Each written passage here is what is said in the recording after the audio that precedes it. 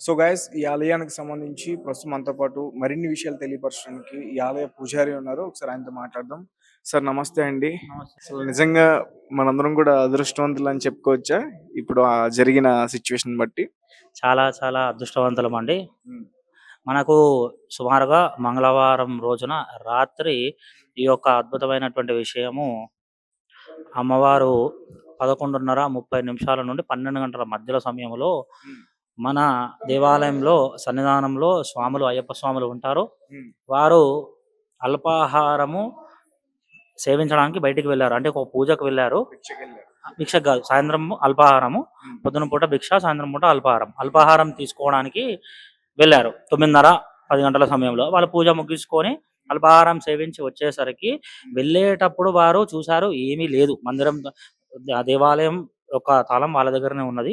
ఎందుకంటే వాళ్ళు బీద ఉంటున్నారు కాబట్టి మెయిన్ ద్వారం యొక్క తాళం వాళ్ళు వేసుకొని వెళ్తారనమాట. వెళ్ళేటప్పుడు తాళం వేసుకొని వెళ్ళారు. వచ్చేసరికి అమ్మవారు పసుపు ఆ యొక్క పంచపాలిలో హ్మ్. పసుపు ఉండేటువంటి పసుపు కూడా అక్కడ చల్లి ఉన్నది. మన దాంట్లో పసుపు కొద్దిగంతనే ఉంటుంది. కానీ చూసే అద్భుతం విషయం ఏంటంటే పసుపు చాలా ఎక్కువగా ఉన్నది. ఉన్నటువంటి పసుపు కూడా అమ్మవారి యొక్క కుడి కాలు మోపి ఉన్నది. హ్మ్. కాబట్టి అది చూసి వాళ్ళు కూడా ఆశ్చర్యపోయినారు ఫస్టు. దాని తర్వాత కొద్దిగా భయాందోళన కూడా చెందారు. ఎందుకు ఈ విధంగా జరిగింది? వెళ్ళేటప్పుడు ఏం లేదు. ద్వారం 2 ద్వారాలు మూసి ఉన్నాయి. ఈ అమ్మవారు సాక్షాత్ పాదం ఇక్కడ మోపిందని వాళ్ళు ఫస్ట్ కొంచెం భయాందోళన చెంది కూడా చైర్మన్ గారికి ఫోన్ చేయడం జరిగింది. చైర్మన్ గారికి ఫోన్ చేసి ఇమ్మీడియేట్ ఈ విధంగా 12 గంటలకు చెప్పడం జరిగింది. నాకు ఉదయం 6 గంటలకు నేను దేవాలయం వచ్చేసి చూసేసరికి స్వాములందరూ కూడా అలా నిలబడి ఉన్నారు. పాదం వైపు చూస్తూ ఇది జరిగిందని చెప్పేసరికి చాలా అద్భుతమైన విషయం జరిగింది. అమ్మవారు అనుగ్రహించింది అని చెప్పి అనుకున్నాము.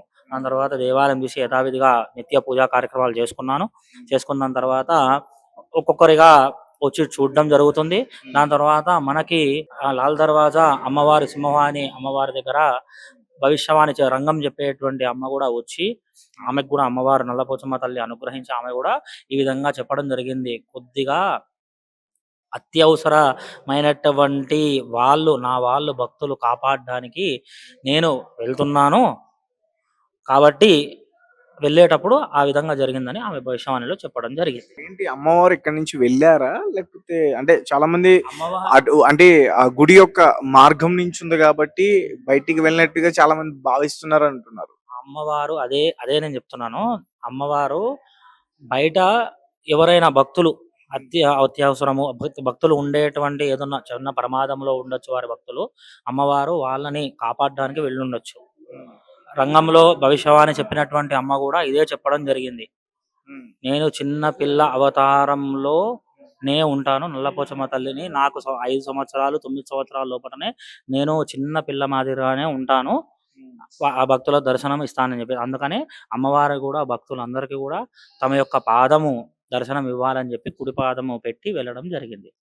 అంటే అమ్మవారు 2 పాదాలు పెట్టింది. ఎడమ పాదం గుడి పై భాగంలో పెట్టిందంటూ కూడా చెప్తున్నారు. అంతే అండి. అక్కడ మనకి పాదం పెట్టినటువంటి అయితే మనకు కనిపియలేదు. అమ్మవారి కుడి పాదం అయితే ఇక్కడ పెట్టడం జరిగింది. అది సాక్షాత్తు మీకు ఉన్నటువంటి పాదం కూడా మీకు చూపియడం జరిగింది. అమ్మవారి యొక్క పాదం చిన్న పిల్ల ఉన్నటువంటి కాలి వేలి అడుగు ఉన్నటువంటి పాదం అన్నమాట అది.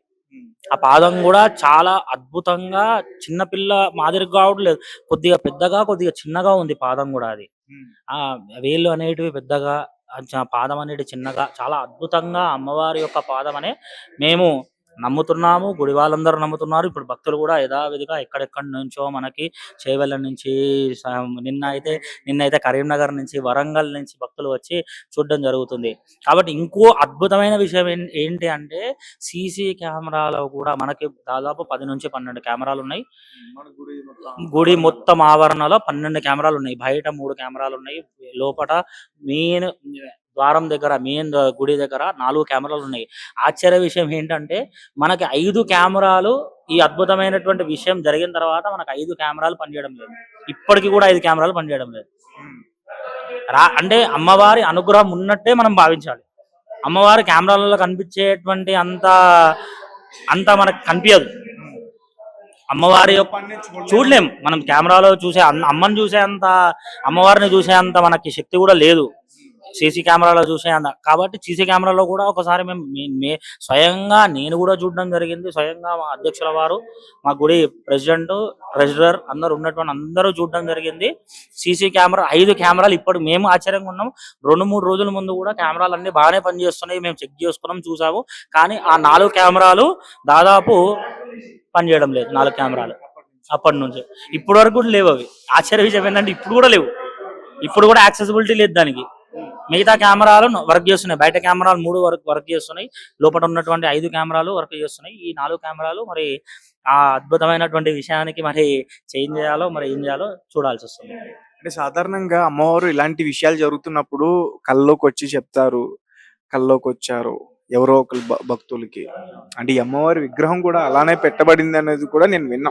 ఇలా కల్లోకి రావడం వల్లే. దాదాపు చరిత్ర ఒక 30-40 ఏళ్ల చరిత్ర ఉన్నటువంటి దేవాలయం మేకలబండ లాల్ దర్వాజాలో ఆ నల్లపోచమ్మ తల్లి చరిత్ర. అయితే ఇది చిన్నగా ఉన్నటువంటి దేవాలయం నుంచి అభివృద్ధి చెంది ఈ రోజు ఇంత పెద్దగా నిర్మించడం జరిగింది. అది భక్తుల సహకారంతోని అధ్యక్షుల వారు పొన్నా సుదర్శన్ గారు, వారి అబ్బాయి పొన్నా వెంకటరమణ గారు వారు కలిసి పూనుకొని అందరూ కూడా సమయోజ్యగా, గోల్కొండ నవీన్ గారు, మాణిక్ ప్రభు గారు అందరూ కూడా సమయోజ్యగా అందరూ చందాలు వేసుకొని చూసుకొని అందరు దేవాలయం తెచ్చుకొని ఇంత పెద్దగా అభివృద్ధి చేయడం జరిగింది. ఇంత పెద్దగా కాబట్టి ప్రత్యేక పూజలు ఏమైనా నిర్వహిస్తున్నారా? మరి ఇట్లాంటి ఒక అదృష్టంగా జరిగింది. ఇప్పుడు అదే అండి. ఇప్పుడు హంపి పీఠాధిపతులు కూడా ఏం చేస్తున్నారు, హంపి పీఠాధిపతుల వారి చేతుల మీదుగానే ప్రతిష్టా కార్యక్రమం అనేది అనుకుంటున్నాము. కాబట్టి ఇంకొక కొద్ది రోజులలో, ఇంకొక 2-3 రోజులలో ఈ దర్శనం అనేది ఉంటుంది. 2-3 రోజుల తర్వాత తేదీలు ప్రకటించడం జరుగుతుంది.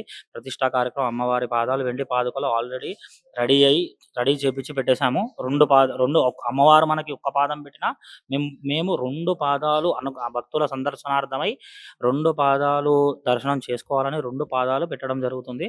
కాబట్టి భక్తులు అందరూ కూడా, ఇక్కడ ఉన్నటువంటి భక్తులు అందరూ కూడా ఈ యొక్క లాల్ దర్వాజా మేకలమండి నల్లపోచమ్మ తల్లి దేవాలయానికి విచ్చేసి సకాలంలో దర్శనం చేసుకోవాలి. ప్రతిష్టా కార్యక్రమం కూడా 2 రోజులు 3 రోజుల కార్యక్రమం ఉంటుంది. చండీ హోమం చేద్దామని కూడా అనుకుంటున్నాము. కాబట్టి ఆ చండీ హోమంలో కూడా ఈ యొక్క కార్యక్రమం అనేది ఉంటుంది, ప్రతిష్టా కార్యక్రమము. కాబట్టి వారు హంపి పీఠాధిపతులు స్వామివారితో సంప్రదించడం జరిగింది. వాళ్ళ తేదీలు చెప్తా ఉన్నారు.